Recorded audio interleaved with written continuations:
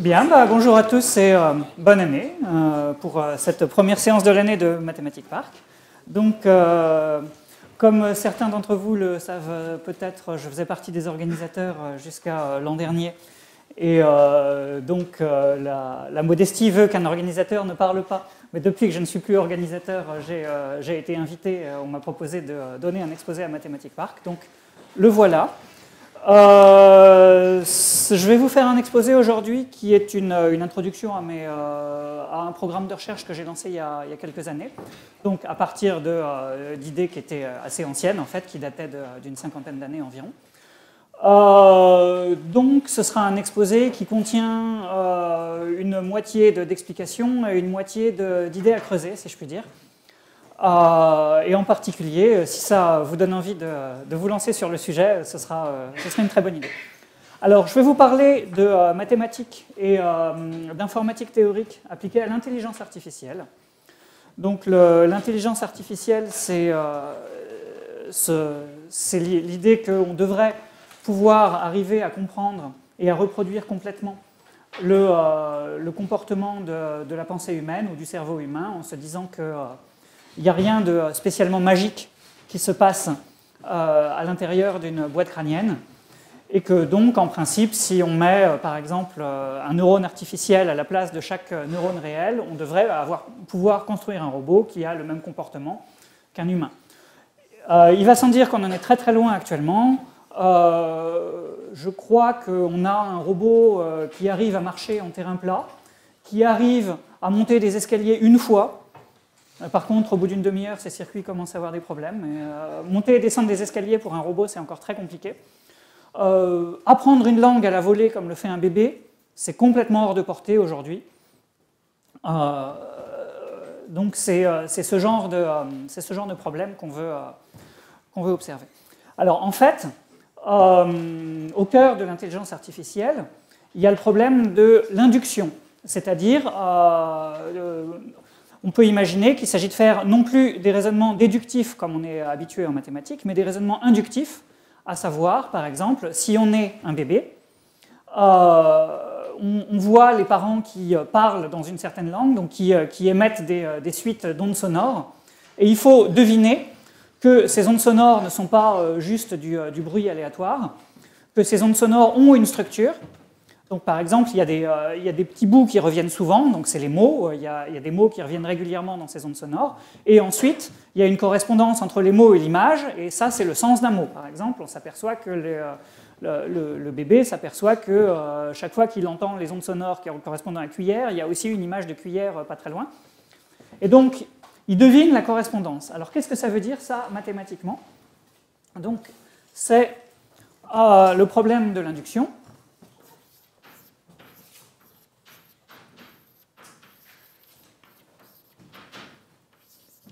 Donc, sous sa forme la plus simple, donc, cas particulier, le cas le plus simple, c'est le cas de l'extrapolation. Donc, vous avez une suite, par exemple une suite de nombres, mais ça peut être une suite d'objets comme un signal sonore ou quelque chose de plus compliqué. Extrapolation. Donc, vous avez la suite, par exemple, 2, 4, 6, 8, 10. Et donc, là, n'importe quel enfant de 7-8 ans est capable de prolonger la suite. Par contre, un mathématicien bien entraîné ne sait pas prolonger la suite. Pourquoi? Parce qu'on a appris une suite, c'est un élément de l'ensemble des valeurs puissance grand N, puissance l'ensemble des entiers. Et la suite 2, 4, 6, 8, 10, 0, elle a autant d'existence que la suite 2, 4, 6, 8, 10, le nombre que je vous laisse deviner. Et donc, il faut se poser la question de savoir comment distinguer mathématiquement la suite 2, 4, 6, 8, 10, 0, moins 3, moins 18, de la suite des nombres pairs, par exemple. Est-ce qu'il y a une différence mathématique exprimable entre les deux? Et donc la réponse est oui. Et l'idée est qu'il y en a une qui a une définition simple, et l'autre qui n'a pas de définition, on peut juste donner les éléments. Donc, la question est de savoir ce que c'est mathématiquement qu'une définition simple. Donc, je vais vous définir ce que c'est qu'une définition. définition. Une définition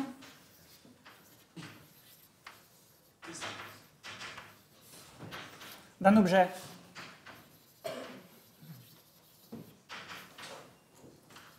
X. Donc X, là, ce sera ma suite, finie ou infinie, comme on veut, est un programme d'ordinateur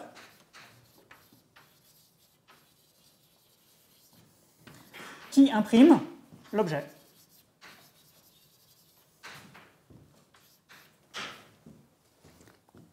Donc, il y a plusieurs choses à préciser. Qu'est-ce que c'est qu'un programme?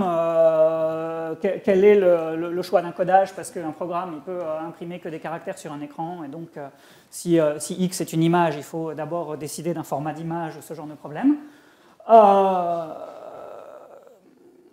Donc, je vais en parler un petit peu. Mais en attendant, la définition suivante, c'est, on appelle grand K de X, la longueur du plus court programme, de la plus courte définition pour X. Et ça s'appelle la complexité de Kolmogorov, d'où le K.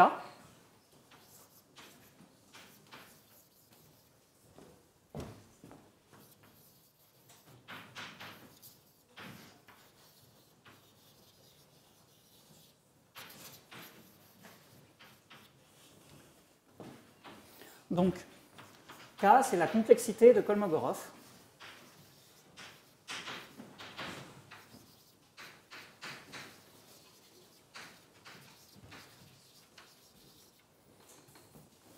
Donc, Kolmogorov était peut-être le plus grand mathématicien du XXe siècle, en tout cas c'est l'opinion de certains grands mathématiciens d'aujourd'hui. C'était un mathématicien russe qui a contribué à beaucoup de choses. Enfin, c'était un mathématicien et physicien et informaticien. Donc, il a contribué au fondement théorique de tout le calcul des probabilités, il a contribué au fondement de toute la mécanique des fluides. Il a fait de l'informatique théorique, comme vous allez le voir aujourd'hui. Il a fait pas mal aussi de probabilités classiques, genre raffinement sur la loi des grands nombres, etc. etc. Donc, quelqu'un qui a des contributions très importantes, dont cette définition. Alors maintenant, si on revient à notre suite des nombres pairs, bon, c'est très simple d'écrire un programme qui imprime la suite des nombres pairs. Par contre, si vous avez une suite qui est complètement arbitraire, un programme pour cette suite, c'est juste lui dire d'imprimer chiffre par chiffre le chiffre que vous voulez. Et donc la longueur du programme, ce sera essentiellement la longueur de la suite. Et donc, vous avez des suites d'entiers qui ont une complexité très faible, la suite des nombres pairs, ça y est, je l'ai défini en quelques mots, et des suites d'entiers qui ont une complexité qui est en gros la longueur de la suite. Et ça fait une différence. Et donc, quand on voit un objet dans la réalité, on a très envie de chercher quelle est sa description la plus courte et d'utiliser cette description pour comprendre comment est fait l'objet. Par exemple, si vous avez dans un texte, si vous cherchez à calculer la complexité de Kolmogorov d'un texte, en fait, c'est la même chose que comprimer le texte finalement. Vous cherchez un programme qui, quand vous l'exécutez, vous redonne le texte. Donc par exemple, si vous êtes un locuteur du français, en français, en fait, on peut supprimer toutes les voyelles dans un texte français, on le comprend encore très bien. On peut mélanger un peu les lettres à l'intérieur d'un mot si on garde la première et la dernière. C'est un test qui est assez amusant, vous avez peut-être déjà vu. On lit encore très bien, en fait, des fois on ne s'aperçoit même pas qu'il y a des mélanges ou des erreurs. Et donc ça veut dire qu'en fait, on peut réduire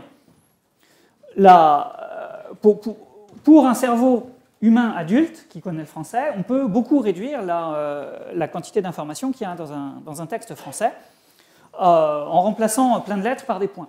En fait, l'expérience a été faite.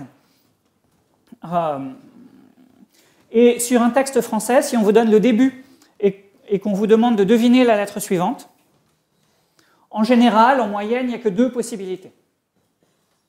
Donc c'est une moyenne évidemment, mais ça veut dire que vous pouvez comprimer complètement un texte en donnant en moyenne 1 bit d'information par caractère. Et donc, en gros, si je vous donne la première lettre, et ensuite si je vous donne un bit qui vous dit à chaque fois, ben, vous prenez la première de vos possibilités ou vous prenez la deuxième de vos possibilités, je peux vous transmettre un texte complet comme ça, si vous devinez correctement, bien sûr. Si vous ne connaissez pas le français, ça s'appuie bien sûr sur des connaissances que vous avez. L'idée est que toute forme de régularité qui est présente dans un objet va vous aider à le comprimer. Par exemple, si vous êtes le bébé qui entend son signal sonore et que vous remarquez qu'il y a des bouts de signal qui se répètent tout le temps pareil, parce que c'est des mots, par exemple, eh bien, donc vous allez avoir, ça va vous permettre de réduire la complexité de votre texte, de trouver un programme plus court pour votre texte, en disant, bon, bah, si j'ai mon texte, ou si j'ai mon signal sonore, j'ai une approche naïve qui est, pour décrire ce texte, j'écris le programme print x et je mets x en toutes lettres. Donc ça vous dit que la complexité de Kolmogorov de x est inférieure à la longueur de x, si x est un objet codé en binaire, plus la complexité du Kolmogorov du programme print, plus la longueur du programme print. X est une chaîne binaire.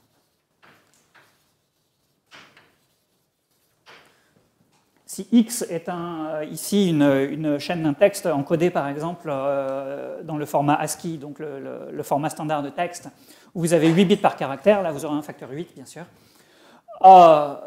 Mais donc vous pouvez écrire un programme qui imprime un objet en disant le programme imprime et en donnant l'objet explicitement. Ça, c'est en général beaucoup trop grand par rapport à la vraie complexité. Si vous repérez que dans votre objet, il y a des blocs qui se répètent, vous pouvez écrire un programme qui appelle à une sous-fonction qui imprime le bloc qui se répète, et ensuite, au lieu d'écrire x complètement, chaque fois que vous voyez ce petit bloc-là, vous le remplacez par un appel à la sous-fonction. Ça, en général, ce sera un peu plus court. Et donc, chaque fois que vous avez de la structure présente dans votre objet, vous pouvez en fait écrire un programme plus court qui imprime l'objet. Donc reprenons l'exemple du bébé qui a le signal sonore de ce que disent ses parents et qui a le film de ce qu'il voit. À partir du moment où le bébé a compris que chaque fois qu'il entend cuillère, il voit une cuillère, il n'a pas besoin de coder toute l'image. Il peut coder l'image avec un trou et il sait qu'il doit remplir le trou dans l'image avec une cuillère. Et ça fait un codage plus économique de l'image. Donc chaque fois que vous détectez des corrélations aussi, en fait, ça vous permet de réduire de trouver une description plus simple, plus compacte de votre objet. Donc ça, c'est un principe qui dit la compréhension, c'est la compression. Et donc plus vous arrivez à comprimer, plus en fait vous comprenez. Donc un autre exemple, c'est pour la grammaire de la langue, où une fois qu'on a compris, si on connaît bien la grammaire d'une langue, en fait, pareil, je disais tout à l'heure, on peut supprimer les voyelles, et bien on peut aussi supprimer les S du pluriel, par exemple. Si on le sait, on peut les supprimer dans le texte, ça réduit un peu la longueur du texte, et on sait qu'ils sont là parce qu'on connaît la grammaire. Et je disais, toute corrélation peut se traduire par une compression plus forte. Tout à l'heure, je vais parler de distribution de probabilité, et on verra effectivement que toute corrélation probabiliste dans un objet peut permettre de gagner par une quantité qu'on va quantifier. Alors, d'abord, la complexité de Kolmogorov permet de résoudre aussi certains problèmes avec les statistiques, puisque je vous disais, il y a des chaînes d'objets où la plus courte description, c'est juste de donner l'objet lui-même. Et donc, dans ce cas-là, la longueur, par exemple, d'une suite binaire, s'il n'y a vraiment rien comme structure dedans, si c'est une suite de 0 et de 1, purement aléatoire, La complexité de Kolmogorov, ça va être n, la longueur de la suite, et celles-là sont aléatoires. Par contre, si je vous donne la suite des décimales, des chiffres de pi en binaire, là, il y a un programme très court qui est le calcul, donc on a une suite très longue, dont la complexité de Kolmogorov est très faible. Et ça peut être utilisé aussi pour faire des tests statistiques, par exemple. Si vous discutez avec des gens qui font des statistiques, ils vous disent des choses dans le genre oui, j'ai une séquence de pile ou face, je veux savoir si elle est vraiment aléatoire ou pas, qu'est-ce que je fais? Alors je peux compter la proportion de pile et la proportion de face, et si c'est trop loin de 1,5, je dis c'est pas aléatoire. Mais par exemple, si je mets pile ou face selon les décimales de pi, ça va satisfaire ce critère-là. Et donc les statisticiens disent je définis un test à l'avance, et après ils vous sortent des trucs dans le genre oui, mais évidemment si j'ai la suite pile, face, face, pile, face, pile, pile, par exemple, etc., qui est aléatoire, ben, il y a un test qui ne passe pas. À savoir, elle est égale à elle-même, elle est égale à pile, face, face pile, etc. Et ça, c'est très improbable. Donc je pourrais très bien dire comment ça se fait que cette suite est aléatoire alors qu'elle passe un test qui est très improbable. Et donc, en général, les réponses à ça sont un peu fumeuses. Les réponses à ça sont de l'ordre oui, mais il faut définir le test avant d'avoir vu les données. Parce que si on définit le test après avoir vu les données, si le test dépend des données, bah forcément, on a des exemples complètement stupides comme ça, où on dit j'ai obtenu pile face face pile, mais la probabilité d'obtenir exactement ça était minuscule, donc il s'est passé quelque chose d'extraordinaire, alors que ce n'est pas vrai. Et donc, la réponse de Kolmogorov est juste, bah, vous pouvez très bien définir le test avant, simplement, il faut tenir compte de la longueur de description du test lui-même. C'est-à-dire que si vous avez un test qui est aussi compliqué à définir que les données que vous avez, ce n'est pas très étonnant si vos données ne passent pas le test. Bon, ça c'était un aparté pour les statisticiens. Maintenant, je vais parler plus précisément des propriétés de...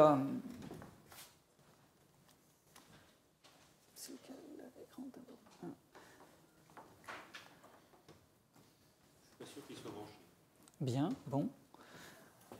Je vais parler des propriétés dans la définition, parce que pour l'instant, la définition est un peu vague. En particulier, qu'est-ce qui se passe si on change de langage de programmation ou d'ordinateur?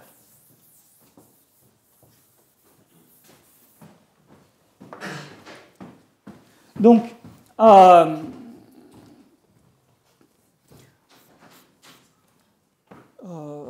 oui. Donc, si vous avez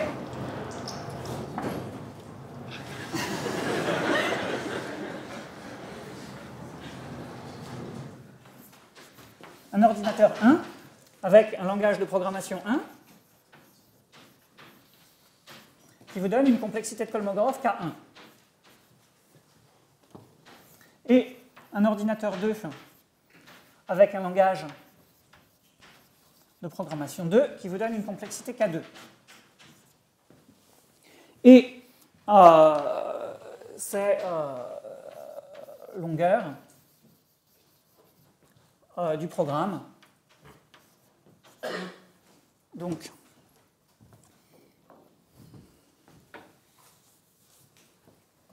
K1 de x, dans ce cas-là, c'est la taille du code. Donc la taille du code, bah, votre programme, c'est un fichier sur l'ordinateur, il a une taille en nombre de bits du programme pour x.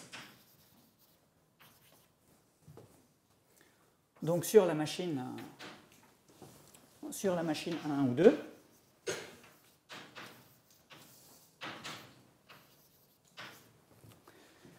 Eh bien, proposition, il existe une constante C telle que K1 de x moins K2 de x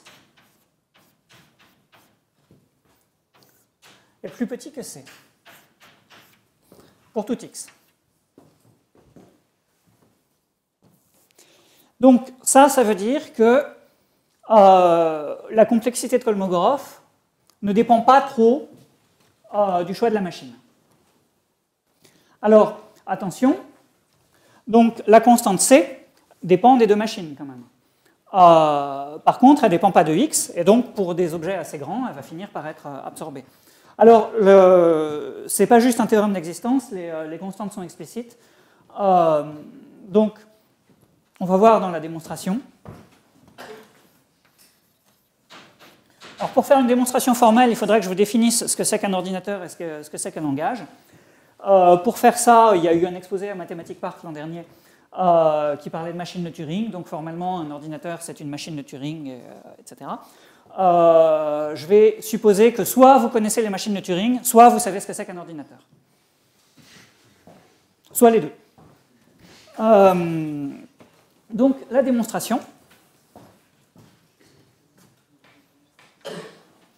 Eh bien, en fait, quand vous avez un langage de programmation, vous pouvez toujours simuler avec n'importe quel autre langage de programmation. Donc, vous écrivez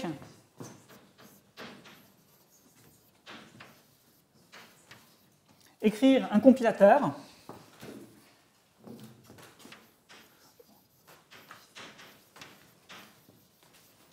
pour le langage 2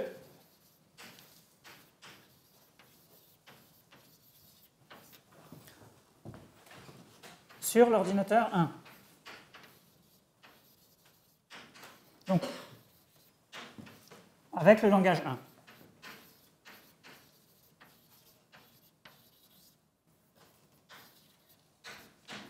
Donc, par exemple,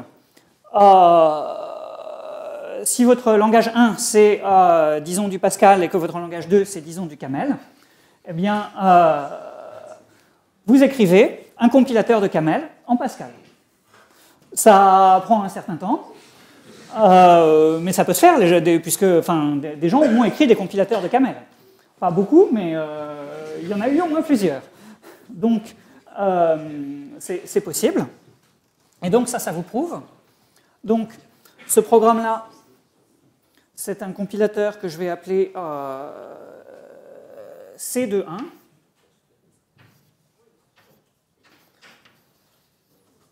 Et maintenant, vous avez que, si vous avez un objet qui a une description courte dans le langage 2, vous pouvez obtenir sa description dans le langage 1 en disant, pour obtenir un objet qui imprime, pour obtenir un programme qui imprime X dans le langage 1, je prends un programme qui écrit X dans le langage 2 et je le donne à manger au compilateur C de 1. Et donc, du coup, vous avez un programme pour l'ordinateur 1 qui est de taille bornée par le programme que vous aviez pour l'ordinateur 2 plus l'interprétation de 2 vers 1. Vous refaites la démonstration dans l'autre sens, vous avez la borne dans l'autre sens, et donc vous avez la fin de la démonstration. Une autre propriété qui est importante, je vous ai dit au départ, par moment, les objets c'était des signaux sonores, c'était des images, etc. Et par moment, c'était des chaînes de 0 et de 1 sur un ordinateur. Et donc, il y a une histoire d'encodage des objets. Eh bien, la proposition suivante démontre que la complexité de Kolmogorov ne dépend pas trop de l'encodage. Donc, c'est réencodage.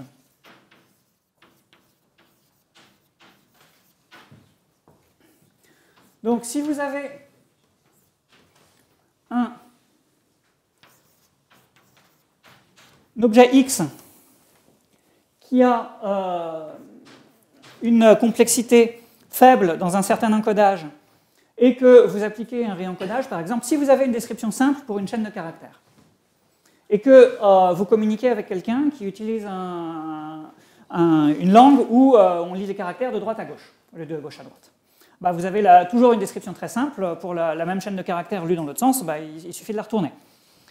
Donc, en fait, quand vous changez, par exemple, de format d'image, si vous avez une description simple pour un objet dans un format, et que votre votre changement de format n'est pas trop compliqué, alors vous avez une description simple de l'objet dans le nouveau format. K de f de x, plus petit que si vous voulez décrire f de x où f est un changement de format, il suffit d'écrire x, de décrire f, et il y a une petite constante là qui dit, c'est juste pour dire à l'ordinateur, attention, faire le changement de format. Donc au début du programme, il faut juste préciser ça. Et donc en particulier, si f est une bijection simple,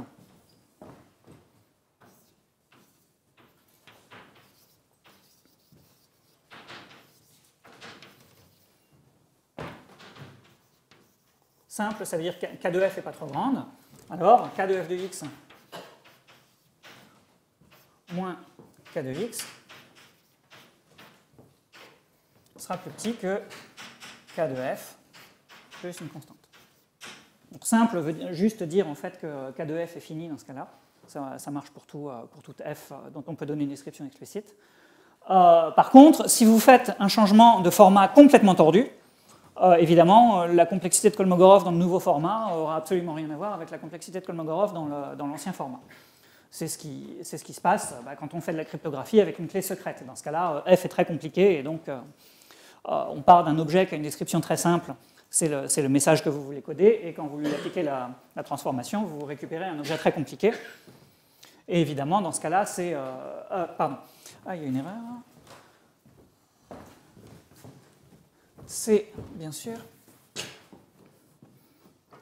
le max de k de f et de k de f moins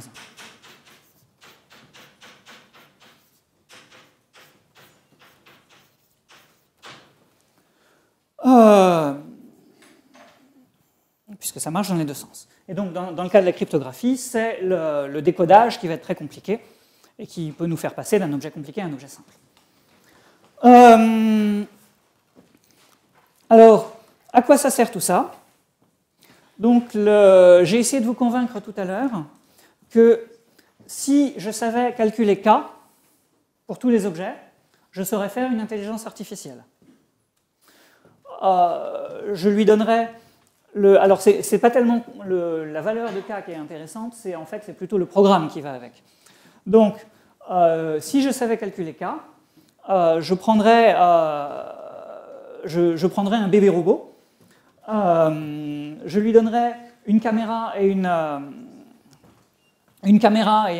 micro, il enregistrerait l'image, le son, etc.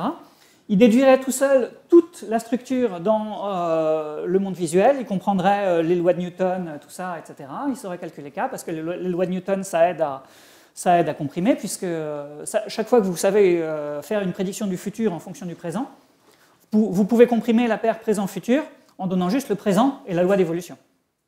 Donc, il comprendrait tout seul toutes les lois de la physique, toute la grammaire du français, toute la signification des mots, etc. Et il deviendrait intelligent et beaucoup plus que nous. Évidemment, je ne sais pas calculer k.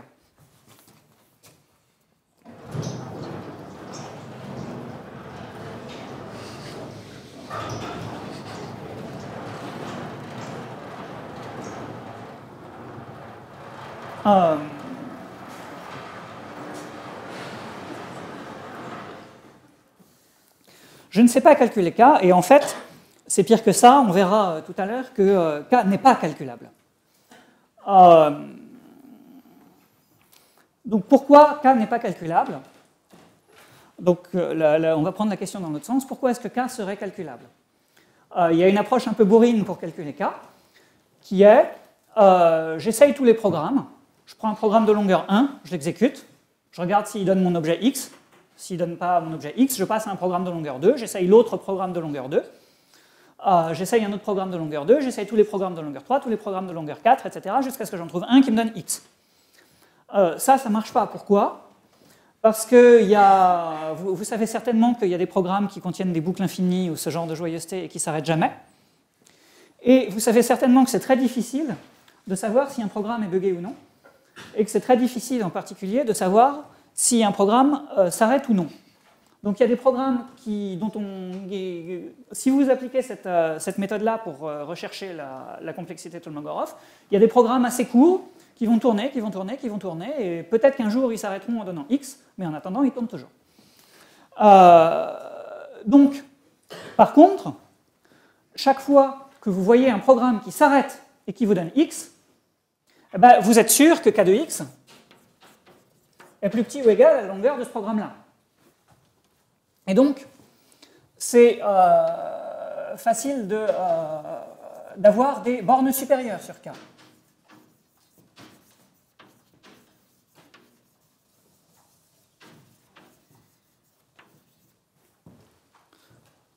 Et ensuite, on peut imaginer que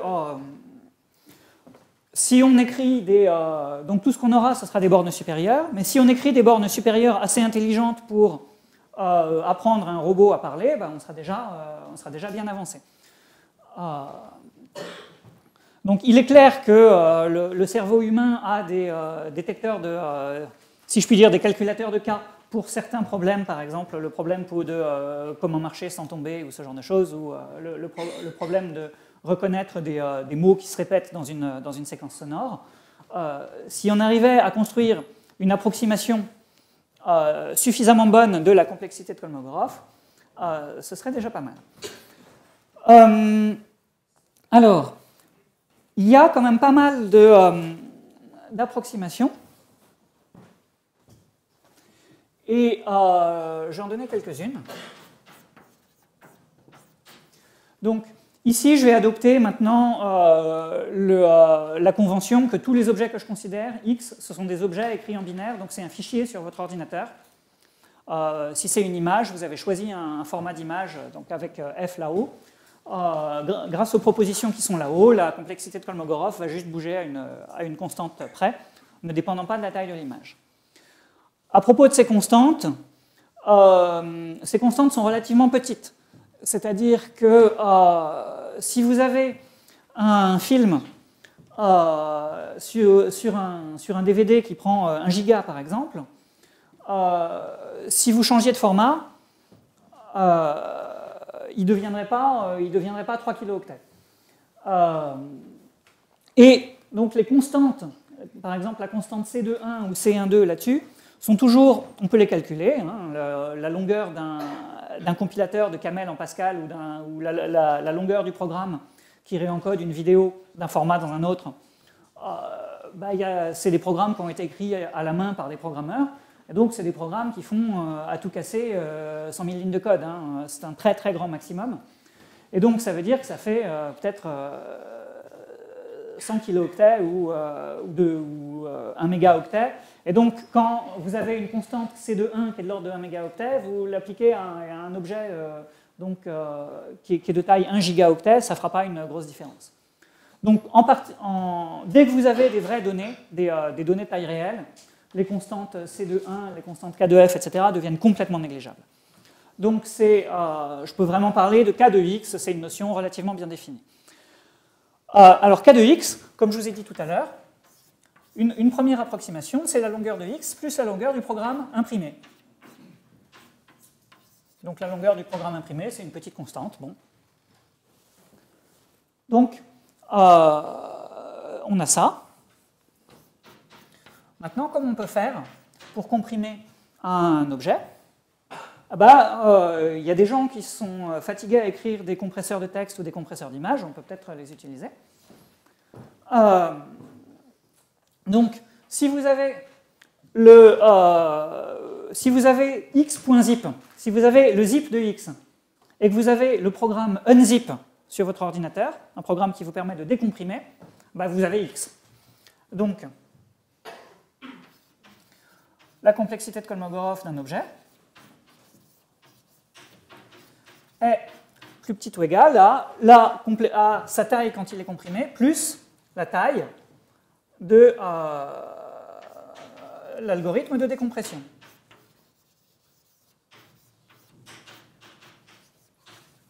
Alors, le programme unzip, vous pouvez aller voir quelle taille fait le fichier sur votre ordinateur, c'est tout petit. Hein. Donc, ce n'est pas des grosses constantes. Alors, ça, c'est assez amusant, parce qu'il y a des gens qui ont utilisé ça pour écrire une distance entre les objets. Donc imaginez que vous aviez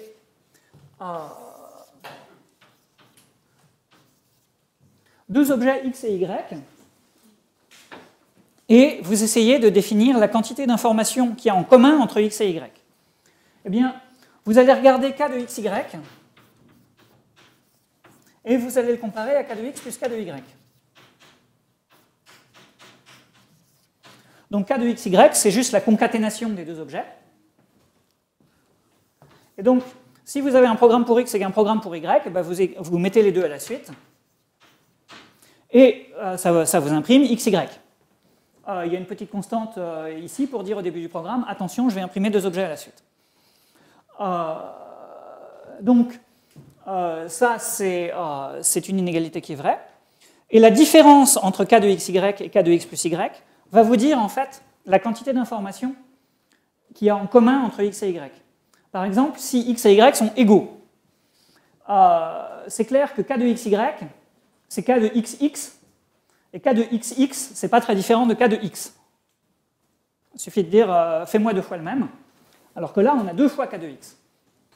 Et donc, k de x plus y, k de x plus k de y, pardon, moins k de xy,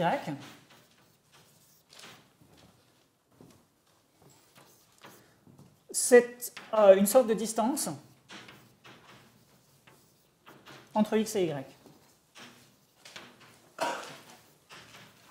Alors l'inégalité triangulaire n'est en fait pas vérifiée, en particulier à cause de toutes les constantes qu'on a partout dans toutes les inégalités, mais c'est quand même une notion de, au moins de, peut-être pas de distance, mais de dissimilarité. Donc sur le dessin, vous voyez k de x plus k de y, en gros ce serait la somme des aires des deux patatoïdes, et k de xy, ce serait l'aire de la réunion, et donc il y aurait une différence qui serait l'aire de l'intersection, qui serait la quantité qui est en bas. Et donc, il y a des gens qui ont essayé et qui ont dit je vais utiliser l'inégalité qui est à gauche, là je vais remplacer k par zip. C'est une approximation, c'est pas parfait, mais ça donnerait quelque chose. Et ensuite, ils ont appliqué cette distance à des textes dans différentes langues pour essayer de mesurer la distance entre les langues. Et donc, ils ont pris un texte qui était disponible dans toutes les langues du monde. Alors, il y en a un qui est facile à obtenir, c'est la Déclaration universelle des droits de l'homme. Et ils ont pris X, la Déclaration universelle des droits de l'homme en français, Y, la Déclaration universelle des droits de l'homme en anglais, et la distance qui est en bas, on appelle ça distance entre le français et l'anglais.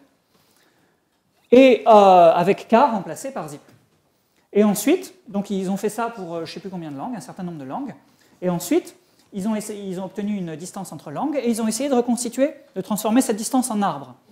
Eh bien, ils sont retombés exactement sur l'arbre des langues reconstitué par les linguistes. Celui où l'italien et l'espagnol sont proches, le néerlandais et l'allemand sont proches, etc., etc. À partir de rien, à partir de quelques expériences avec Zip sur un ordinateur. Ça marche aussi, peut-être plus spectaculairement, avec de la musique. Donc ils ont pris des fichiers, je crois que c'était en format MIDI, de composition de Chopin, de Bach et de Debussy. Ils en ont pris une quinzaine, je crois. Ils ont appliqué les distances comme ça, ils ont regardé ceux qui étaient à distance proche, et tous les morceaux d'un même compositeur étaient à distance proche, et plus éloignés des autres. Donc ça permet vraiment de récupérer de l'information à partir de rien, en fait. C'est-à-dire que plus on arrive à comprimer les objets ensemble, plus ça veut dire qu'il y a d'informations communes, de structures communes. Alors, revenons sur ces inégalités qu'on peut écrire.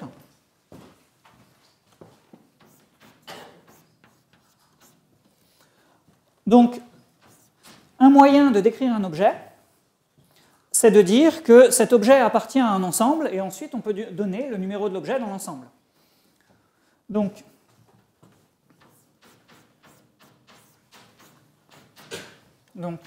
si vous avez l'objet X qui appartient à un ensemble E, un ensemble fini, eh bien, pour spécifier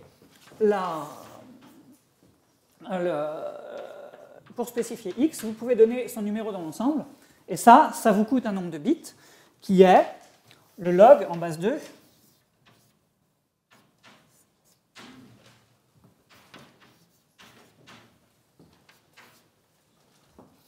de la taille de l'ensemble. Parce qu'avec 5 bits d'information, vous pouvez décrire 2 puissance 5 nombres distincts, donc 2 puissance 5 objets différents. Voilà. Ça, c'est une méthode de description. Et alors, une autre manière de le voir, c'est de dire que vous avez votre ensemble, que vous codez les objets dans l'ensemble en disant ceux de gauche ont un code qui commence par 0, ceux de droite ont un code qui correspond à 1, ceux de gauche ont un code qui correspond à 0, 0, 0, 1, 1, 0, 1, 1, etc. Et donc, en fait, c'est un peu comme si vous jouez au jeu des 20 questions avec votre petit frère ou votre petite sœur. Vous posez à chaque fois une question oui-non, et à la fin, en log question, vous arrivez à identifier un objet. Maintenant, il y a une version probabiliste de la même chose. Par exemple, imaginez que vous avez une suite de tirage à pile ou face avec une pièce biaisée qui sort 2 tiers de pile et 1 tiers de face. Vous pouvez dire, bon, bah, forcément, la complexité de Kolmogorov d'une suite de pile ou face avec cette pièce-là, bah, si elle était équilibrée, il faudrait un bit d'information par symbole dans votre suite. Comme elle n'est pas équilibrée, elle poche d'un côté, on a un peu plus d'informations, donc la complexité de Kolmogorov devrait être un peu plus basse que la longueur de la suite. De combien? Eh bien, c'est très simple. Vous dites, j'ai une distribution de proba P sur l'ensemble des suites possibles. Eh bien, si je connais ma distribution de proba P, en fait, par un codage un peu comme celui-ci, que je vais préciser dans un instant, je peux obtenir un codage pour les objets X. Donc en fait, plus le log de 1 sur P de X en base 2, plus constante.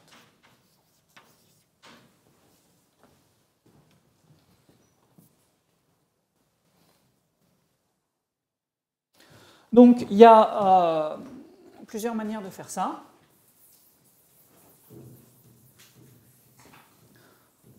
Donc il y a plusieurs variantes qui sont les codes de Shannon-Fano, code de Huffman ou codage arithmétique qui sont toutes plus ou moins qui partent toutes plus ou moins de la même idée. Vous avez ici une première possibilité pour x, disons x1, qui a une probabilité p de x1. Une deuxième possibilité, vous avez un deuxième objet x2 qui a une probabilité p de x2, etc., etc. Donc vous avez des objets de très faible proba, par exemple. Bah, vous faites la même chose que ce qui est écrit là.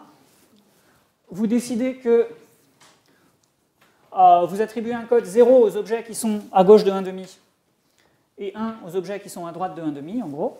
Et ensuite, vous continuez jusqu'à ce que vous soyez...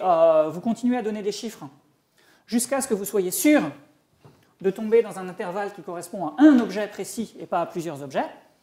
Donc, par exemple, là, on aurait 0, 1 qui serait là. On aurait 0, 1, 0 qui serait là. Et ensuite... 0, 1, 0, 1 qui serait contenu dans l'intervalle qui est là. Et donc le code de x2, ce serait 0, 1, 0, 1. Et comme vous divisez par 2 la taille de l'intervalle à chaque fois, à la fin, vous obtenez un nombre de bits d'information à donner qui est le log de l'inverse de la probabilité. Et donc vous pouvez, si vous connaissez la probabilité, ce qui n'est pas toujours le cas, vous pouvez coder les objets avec cette quantité d'informations-là. Ça vous fait une approximation de la complexité de Kolmogorov. Presque toutes les applications qui sont aujourd'hui sont plus ou moins basées là-dessus.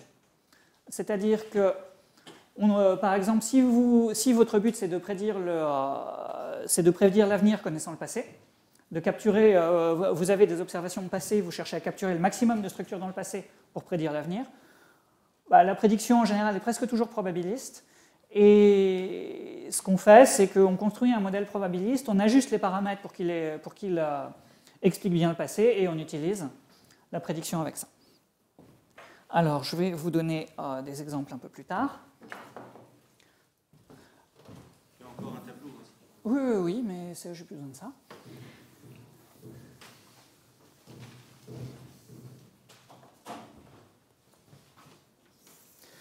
Mais c'est en ce sens, tout à l'heure, que je disais, dès que vous détectez des corrélations, vous pouvez réduire la complexité de Kolmogorov, parce que si vous détectez que chaque fois que vous avez le mot cuillère, vous avez une image de cuillère, vous pouvez définir un modèle probabiliste d'image sachant le texte. Bon, c'est un principe, hein, un modèle probabiliste d'image sachant le texte dans lequel il y aura une corrélation positive entre le mot et le texte, et donc ça va augmenter la probabilité des objets qui ont à la fois le mot et l'image correspondante, et réduire la probabilité des objets qui ont le mot mais pas l'image correspondante, ou l'image mais pas le mot correspondant.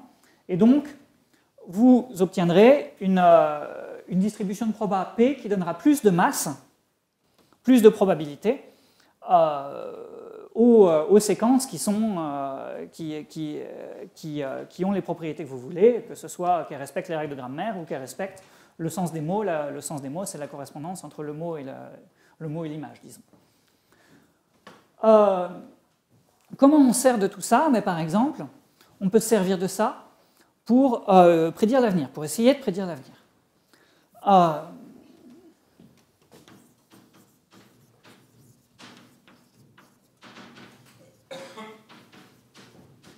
Et donc la prédiction de l'avenir devient un problème mathématiquement bien défini. Vous n'avez pas besoin de connaître de physique pour prédire l'avenir. Vous avez juste besoin de savoir calculer des complexités de Kolmogorov. Si vous avez vu que chaque fois que vous lancez un objet en l'air, il retombe, eh bien, ça vous permet de définir une distribution de proba sur l'avenir. A priori, si vous lancez un objet, sa proba dans 2 minutes, c'est un demi au plafond et un demi par terre. Si je sais que les objets tombent, je mets la proba 99% par terre et 1% il y a de la colle au plafond. Ça peut arriver. C'est aussi l'avantage des probas. On garde toujours une version quantitative pour des choses improbables. Et alors, la raison pour laquelle on fait ça, c'est que, sachant le passé,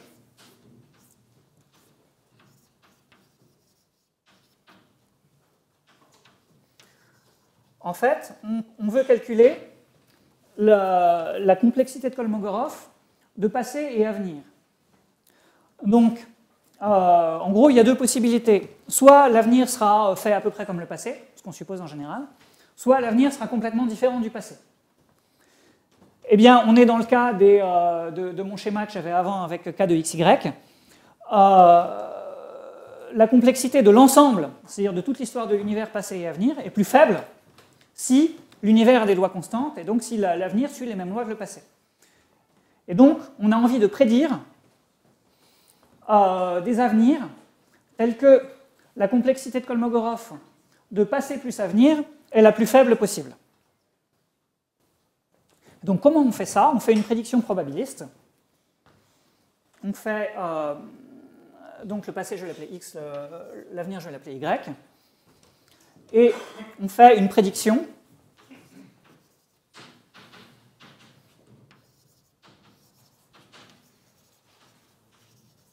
sur Y qui est fonction des complexités de Kolmogorov relatives. Probabilité de l'avenir sachant le passé est proportionnelle à 2 puissance moins la complexité de Kolmogorov de x et de y. Alors pourquoi 2 puissance moins? On va voir ça dans un instant, donc il y a plusieurs raisons. Déjà, là, vous avez une correspondance qui dit que la complexité de Kolmogorov, c'est le log d'une probabilité. Et donc, en particulier, ce qui veut dire que si je branche cette probabilité-là dans... si je mets P ici égale cette probabilité qui est là, j'obtiens K de Y, sachant le passé, disons, qui sera bien K de Y sachant le passé. Donc, ça, de ce point de vue-là, c'est cohérent. Et l'autre point de vue sur la même chose, c'est que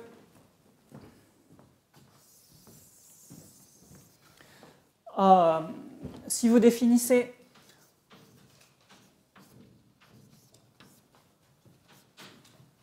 une mesure de proba 1 qui est 2 puissance moins k de y, je vais le faire sans les x pour alléger les notations,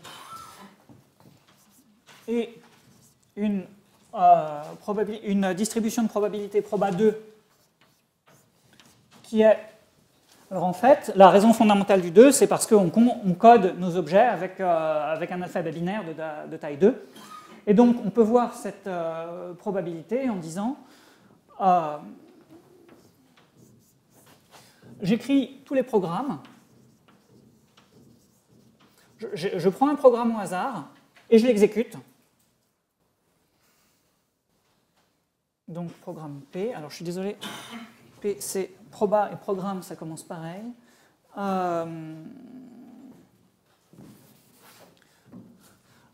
vais appeler code.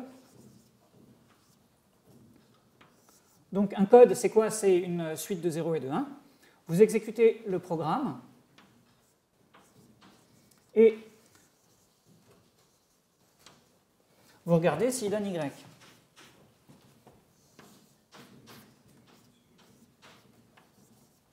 Donc, imaginez que vous écrivez un programme au hasard. Donc, à chaque lettre de vos programmes, c'est 0 ou 1 avec proba 1,5. Et donc, la probabilité d'obtenir un programme donné, c'est 2 puissance moins la longueur du programme. Ensuite, vous exécutez le programme. S'il s'arrête, vous obtenez Y. S'il ne s'arrête pas, vous obtenez rien. Donc, en fait, ces probas sont de masse totale plus petite que 1, parce qu'il y a des fois où le résultat est indéfini. Et donc, la distribution de proba 2, c'est vraiment le résultat de l'exécution d'un programme aléatoire. Et en fait, là, il y a une proposition que je n'ai pas le temps de vous démontrer, qui est que log de proba 1 de y moins log de proba 2 de y, donc log de proba, c'est la complexité de Kolmogorov, donc log de proba 1, c'est la complexité de Kolmogorov, et log de proba 2, ce serait l'approximation de la complexité de Kolmogorov qu'on obtiendrait en mettant la proba 2 dans l'inégalité qui est ici. Eh bien, en fait, ces deux choses sont essentiellement égales.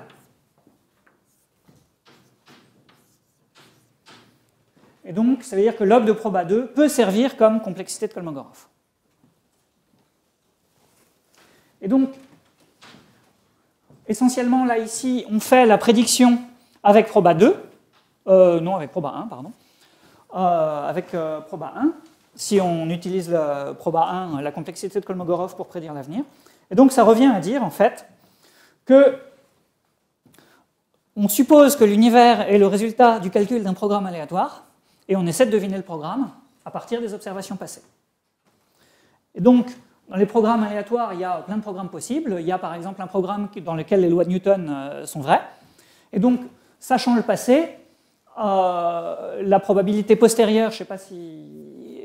la probabilité postérieure que le programme contienne les lois de Newton est assez élevée.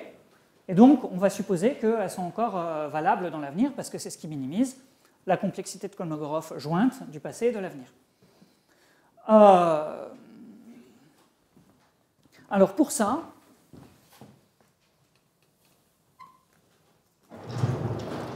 il faut savoir calculer ou approximer des complexités de Kolmogorov, comme je le disais. Et ça, malheureusement, comme je vous l'ai dit tout à l'heure, ce n'est pas possible. Donc, maintenant, alors je vous ai expliqué que proba 1 et proba 2 sont à peu près égales. Je vais quand même vous dire que un petit théorème qui montre que la complexité de Kolmogorov donne des prédictions bien définies.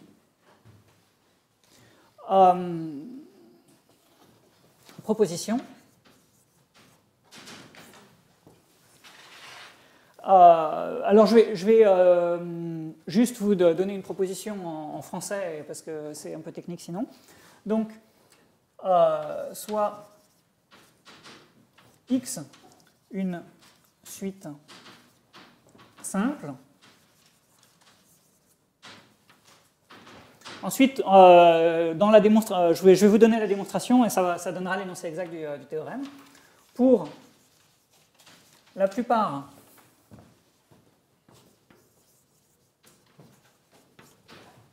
des n, il existe une unique valeur, il existe une manière de prolonger x. Donc si vous avez x1, xn,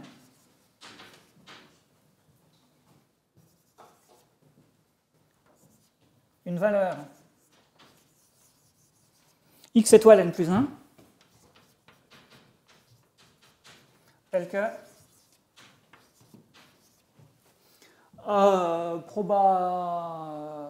disons proba 1 de x1, xn, x étoile n plus 1 est plus grand que, alors on va mettre n, fois proba 1 de x1, xn et n'importe quoi d'autre. Et xn plus 1 prime. Donc vous avez une valeur. Donc là, sur un alphabet binaire, c'est pas très compliqué, mais ça vaut aussi sur un alphabet général. Vous avez une valeur du prolongement qui domine assez nettement les autres. Pourquoi? Eh bien, imaginons, donc proba 1, c'est 2 puissance moins complexité de Kolmogorov. Imaginons que vous ayez deux séquences x1, xn étoile plus 1 et x1, xn étoile, xn plus 1 prime, qui soient toutes les deux simples. Eh bien, dans ce cas-là, je dis c'est pas possible, parce que dans ce cas-là, n plus 1 doit être simple. Si vous avez une définition simple de x1, xn plus 1 étoile et une définition simple de x1, xn plus 1 prime, vous avez une définition simple de n plus 1, qui a n plus 1, c'est le premier endroit où ces deux séquences simples sont différentes. Démonstration. Sinon, n plus 1 est simple. Et ensuite, on a un argument de comptage qui dit que des nombres simples, il n'y en a pas tant que ça, parce que des suites de longueur. Donc, si vous avez, en fait, vous avez toujours k d'un nombre qui est plus petit que. Alors, il faut faire attention, mais en gros, c'est le log du nombre, parce que vous pouvez le donner en base 2, mais il faut aussi que vous donniez la taille du développement en base 2. Enfin, vous devez dire combien de caractères vous devez lire, et donc vous avez quelque chose comme ça. Et donc, par contre, des nombres, des nombres de complexité plus petites que, par exemple, 5, il y en a au plus de puissance 5. Etc., etc. Et donc, en rembobinant l'argument, vous tombez sur que la plupart des nombres ont une complexité de Kolmogorov qui est au moins log de n pour la plupart des n.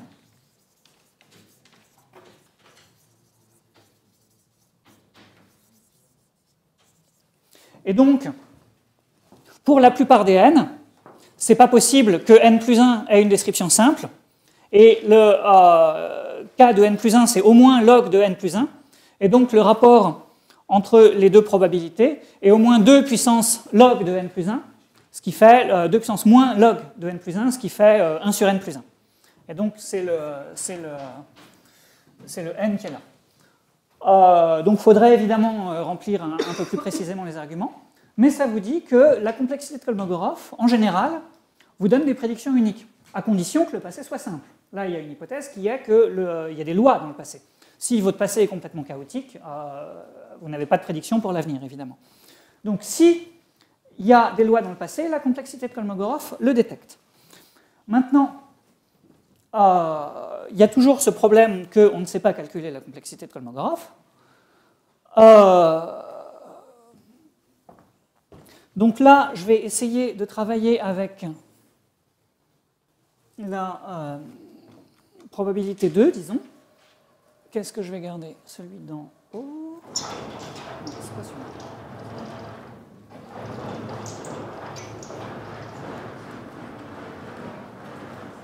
Donc, l'idée, c'est que la complexité de Kolmogorov n'est pas calculable parce qu'il faut tester tous les programmes et que tester tous les programmes, c'est trop compliqué.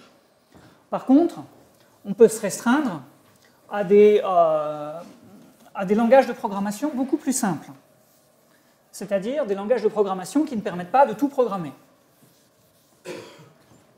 C'est quoi ça ?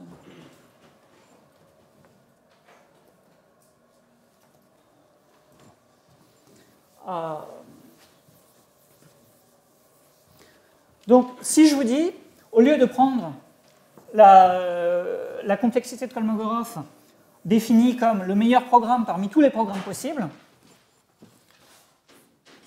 je définis une complexité de Kolmogorov par rapport à une famille de programmes grand F qui est la longueur du plus court programme dans F, dans la famille F pour X.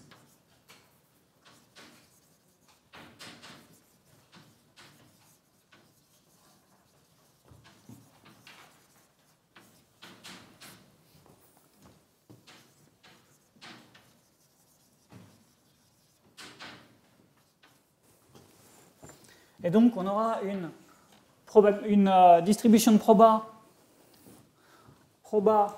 f de x, qui est l'analogue de proba 2, qui est la somme sur tous les programmes, tous les codes de programme C dans f, de la proba de tomber sur ce programme si on écrit un programme aléatoire,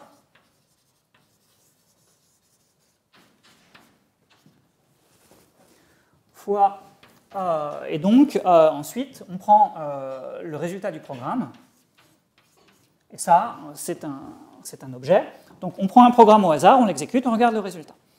Et si le programme qu'on prend au hasard n'est pas dans la famille, on ne renvoie rien, donc cette proba somme à moins que 1, elle n'est pas toujours définie, mais voilà, donc ça c'est l'analogue de PR2 par rapport à ma famille F. Eh bien, l'affirmation, c'est que pour certaines familles F, on sait calculer la complexité de Kolmogorov, et plus exactement, on sait même calculer efficacement la prédiction sur Y avec proba de Y sachant X proportionnel à 2 puissance moins K de XY. C'est-à-dire que vous avez un passé X qui est donné, et assez efficacement, on sait utiliser KF et la formule qui est là-haut pour prédire l'avenir. Alors, il y a un cas évidemment simple qui est le cas où la famille F est finie, bon, et que tous les programmes dans F sont des programmes qui s'arrêtent en un temps fini. Bon, dans ce cas-là, il suffit de tous les tester, etc. C'est pas très pratique, c'est pas. Et puis surtout, quand la famille grossit, ça prend de plus en plus de temps. Il y a un cas qui est assez amusant, où on va bien voir l'intérêt des modèles probabilistes. Donc c'est le cas des chaînes de Markov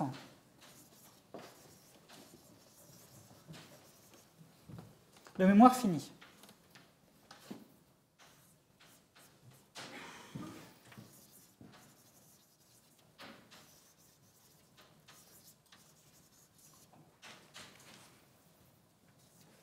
qu'est-ce que c'est qu'une chaîne de Markov de mémoire finie? Alors, c'est...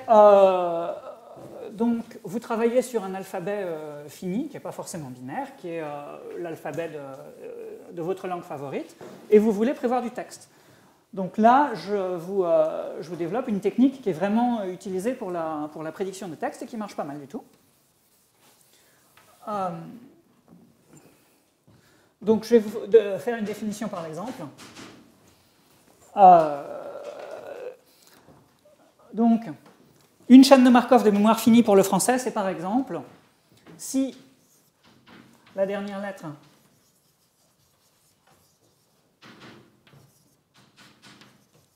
est par exemple un Q, prédire, disons, U avec proba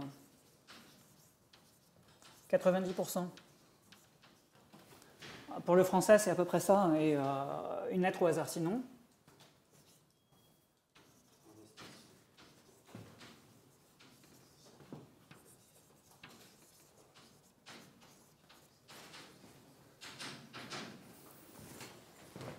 Si... Pardon? Si la dernière lettre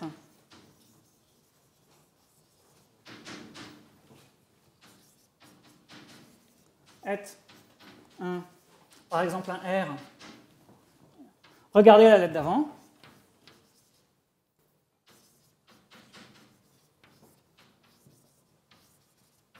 Si la lettre d'avant, donc c'est un arbre de décision en fait, est un U. Donc par exemple, vous avez UR, donc c'est probablement le mot pour ou bonjour, etc. Donc vous prédisez un espace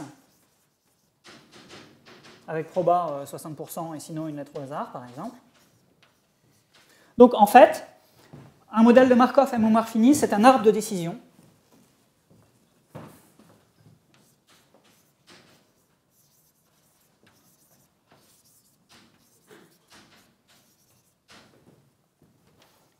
Donc, vous regardez la dernière lettre.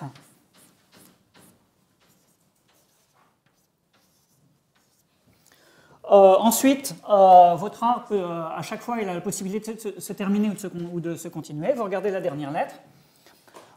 Si votre arbre s'arrête là, bon, vous avez une prédiction. Ah, le jaune ne donne pas de... Est-ce que j'ai dû... Donc, prédire proba. Vous avez certaines probas de prédiction pour si la dernière lettre est un A. Si la dernière lettre est un B, vous pouvez par exemple regarder l'avant-dernière. A, B, C, D. Donc, c'est un arbre qui a à chaque nœud, soit chaque nœud est une feuille, soit chaque nœud a autant de fils que de lettres dans votre alphabet. Et en chaque feuille de l'arbre, vous avez des probas pour la prochaine lettre. Donc, un programme, pour ça, c'est la donnée de l'arbre plus la donnée des probas en chaque nœud. Une fois que vous avez un programme, vous pouvez faire la prédiction probabiliste.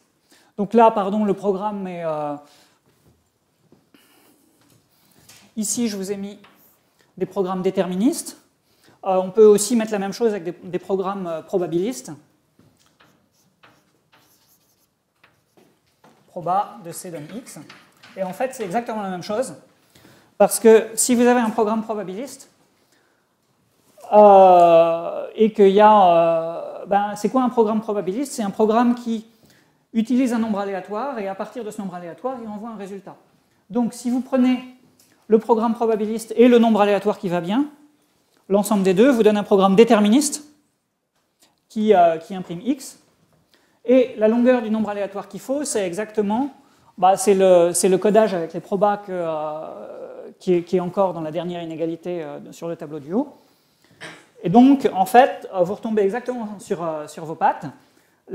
Si vous avez un programme probabiliste, pour le transformer en programme déterministe, il faut ajouter un nombre de bits qui est exactement le log de la proba que ce programme probabiliste imprime X. Et donc, c'est juste une convention. de travailler avec des programmes déterministes ou probabilistes, ça donne essentiellement la même famille PR indice F à des petites constantes près. Donc, revenons à ces chaînes de Markov finies, à mémoire finie.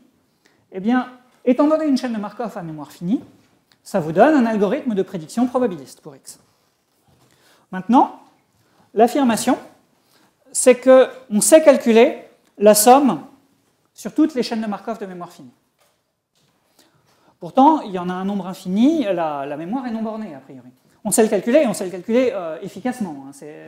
Même, par exemple, si on se restreint à celles qui sont de mémoire 100, il y en aurait un nombre qui serait de l'ordre de taille de l'alphabet puissance 100. On n'a pas besoin de sommer sur tout ça pour le calculer. Ça se calcule, ça prend, sur un roman de Jules Verne, ça prend 3 secondes sur un ordinateur moderne de faire la somme sur toutes les chaînes de Markov de mémoire au plus 100. Eh bien, on sait calculer cette somme. Alors, je vais vous donner l'idée de l'algorithme.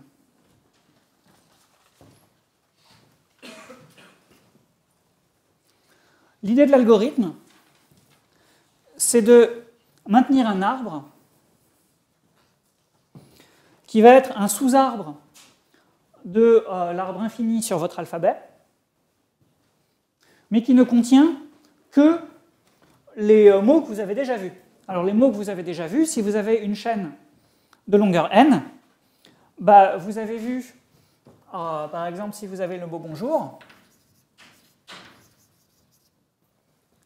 les mémoires possibles, il y a ce qui se passe après un B, ce qui se passe après BO, ce qui se passe après BON, etc. Donc vous avez n mots que vous avez déjà vus. Et donc vous avez un sous-arbre qui est le sous-arbre qui contient juste B, le sous-arbre qui contient le mot qui est là, donc la dernière lettre c'est OU, et la lettre d'avant c'est B. Ensuite vous avez la dernière lettre c'est N, la lettre d'avant c'est O, et la lettre d'avant c'est B, etc. Donc vous allez construire un sous-arbre de cet arbre infini, qui n'est pas trop grand à chaque instant,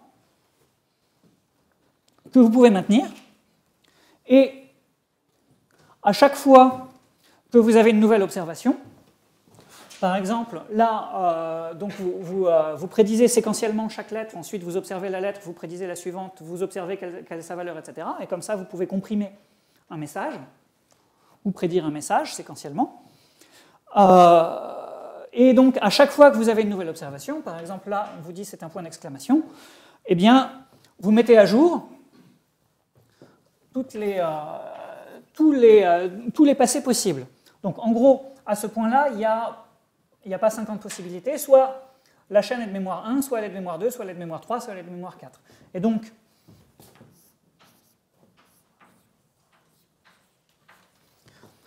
chaque fois que vous avez une nouvelle observation, par exemple le point d'exclamation, vous augmentez un petit peu la probabilité d'avoir un point d'exclamation après un R, vous augmentez un petit peu la probabilité d'avoir un point d'exclamation après UR, donc vous avez une mise à jour ici, une mise à jour ici, une mise à jour ici, une mise à jour ici, vous n'en avez pas trop.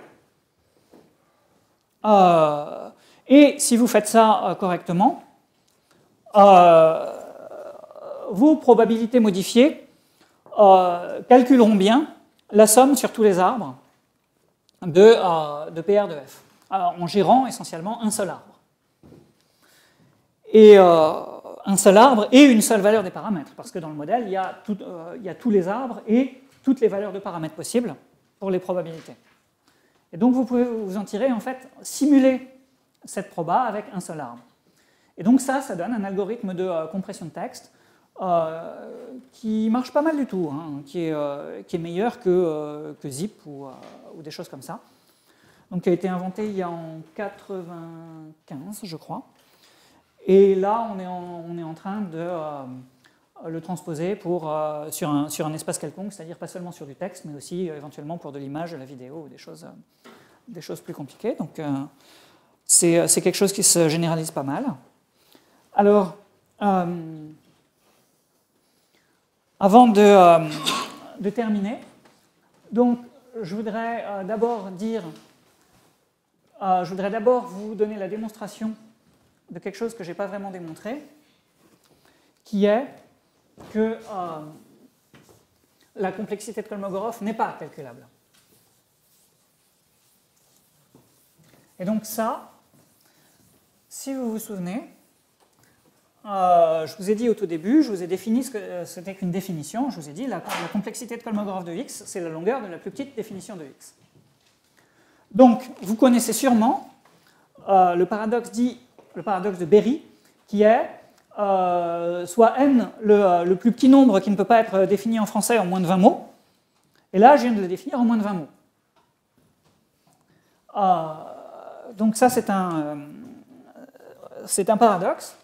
Et ce paradoxe, on va l'utiliser pour prouver que la complexité de Kolmogorov n'est pas calculable. Comment?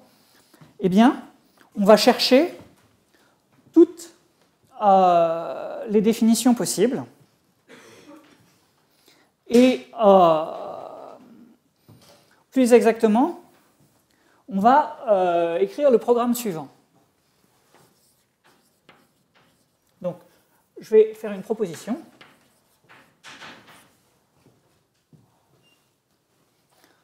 Pour tout x, il n'existe pas de démonstration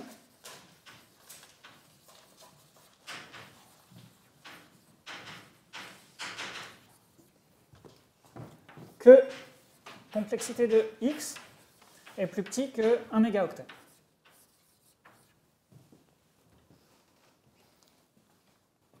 Donc, pour aucun objet, il n'est possible de prouver qu'il est vraiment gros.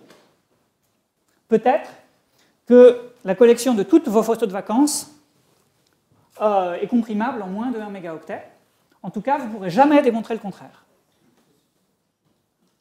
On sait qu'on peut obtenir... pardon, oui, c'est plus grand, bien sûr.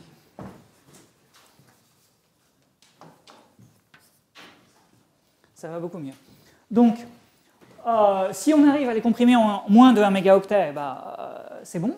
Et si on n'y arrive pas, il y a peut-être un programme très court de 1 mégaoctet qui imprime exactement vos photos de vacances. Et on ne pourra jamais prouver le contraire. Donc, la démonstration.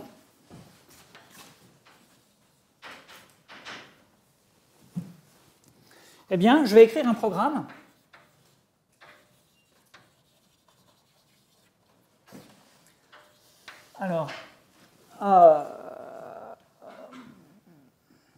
qui fait la liste de toutes les démonstrations correctes. Ça prend du temps, mais c'est un programme bien défini. Qui cherche parmi toutes les démonstrations correctes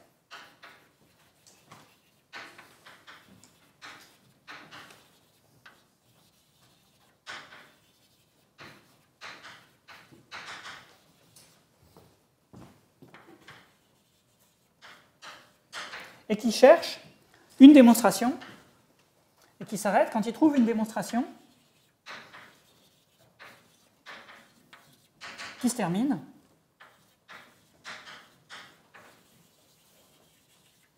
par donc K de Y plus grand que 1 mégaoctet. Et ensuite, le programme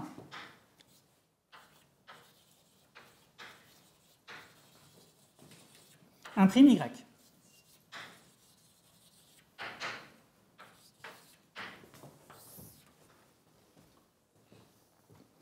Donc, quel est le problème ici? On cherche le premier objet qu'on trouve qui n'a pas de définition en moins de 1 mégaoctet. Et on imprime cet objet. Quelle est la taille de ce programme? Un programme qui cherche toutes les démonstrations valables. C'est un programme qui doit manipuler des chaînes de caractères et voir si les règles de la logique sont satisfaites. C'est un programme qui se fait certainement moins que 500 kilooctets. Et donc, à la fin, on récupère un programme de 500 kilooctets qui imprime Y et une preuve que K de Y est plus grand que 1 mégaoctet. Donc, on a un petit problème. On a une contradiction. Donc, ce qui veut dire contradiction, sauf si le programme ne s'arrête jamais. Impossible.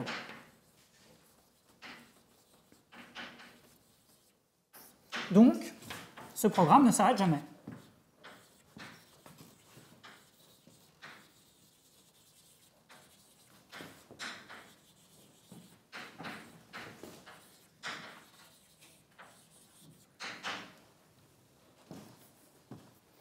Donc ça, c'est vraiment une transposition exacte du paradoxe de chercher le plus petit nombre qui n'a pas de définition courte.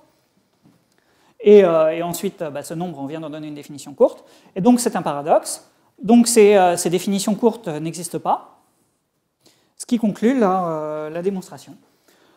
1 mégaoctet, c'est pas si grand que ça. Hein. Donc, c'est assez troublant philosophiquement, bien sûr.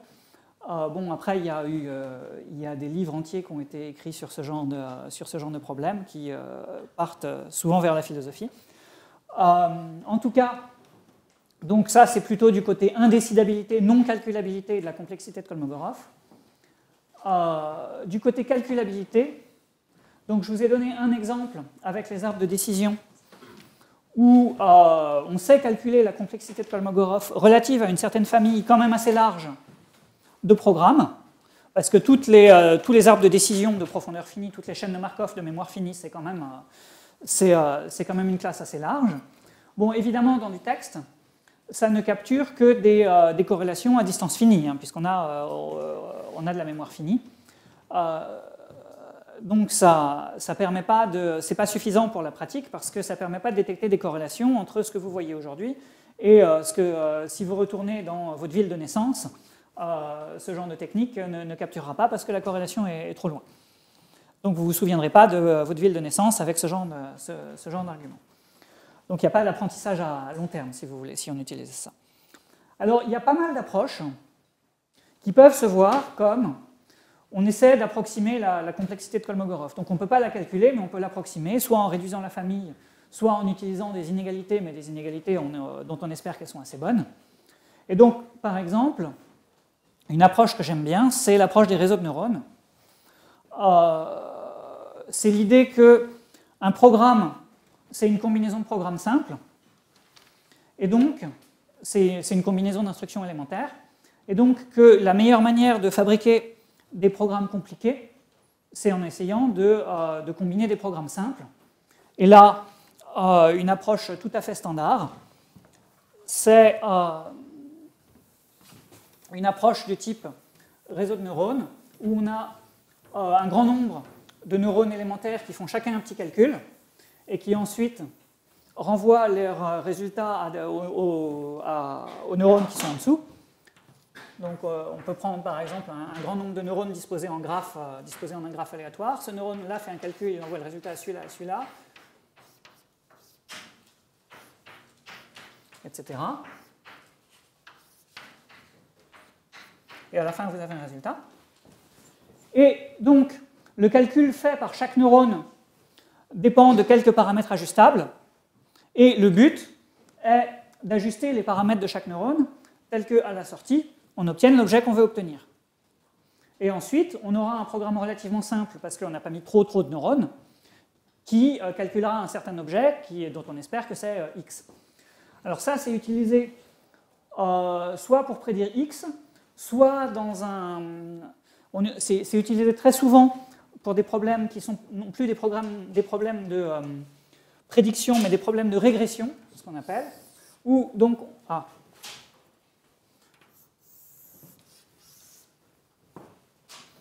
On veut apprendre une fonction x égale f de y, par exemple. Et donc, on a une série d'exemples x1, y1, x2, y2, x3, y3, x4. Par exemple, on a une famille d'images. Et sur chaque image, on a quelqu'un qui nous a dit si oui ou non il y a un chat dans l'image. Et ensuite, on va faire un programme qui apprend à reconnaître des chats dans les images. Et donc, ce qu'on fait en général, c'est qu'on met un réseau de neurones qui a en entrée les neurones qui lisent y, ensuite un certain nombre de neurones ajustables, et en sortie, on essaie de lui faire apprendre x, en ajustant le petit calcul fait par chaque neurone. Donc ça, c'est une forme d'approximation de la complexité de Kolmogorov, parce qu'on est en train de combiner des programmes élémentaires. Et donc l'état de l'art là-dessus, c'est que chez Google, l'an dernier, ils ont fait une expérience avec un réseau de neurones avec 1 million de neurones, ou quelque chose comme ça, entraîné sur 1 million d'images, ou quelque chose comme ça. Ça leur a pris un certain temps, ils ont obtenu de très bons résultats. Il y a quelqu'un un peu plus tard qui a dit oui, on peut faire ça beaucoup plus simplement avec beaucoup moins d'images et beaucoup moins de neurones, donc tant mieux. C'est en train de progresser à grande vitesse. Il y a beaucoup de mathématiques là-dedans. Donc, le genre de maths qui est utilisé, il y a pas mal de probas. Il y a aussi pas mal de géométrie, en particulier géométrie différentielle, parce que l'entraînement des paramètres de chaque neurone se fait en calculant des gradients de la qualité de la réponse par rapport aux paramètres. Il y a beaucoup d'applications, beaucoup de théories. C'est des domaines où se rencontrent, comme vous le voyez, de l'informatique théorique, de la théorie des probabilités, de plus en plus de la géométrie différentielle dans la pratique. Je pense que c'est les domaines mathématiques principaux qui interviennent, des statistiques bien sûr. Voilà, donc c'est un domaine qui est en pleine ébullition aujourd'hui. J'espère que ça vous intéressera. Merci.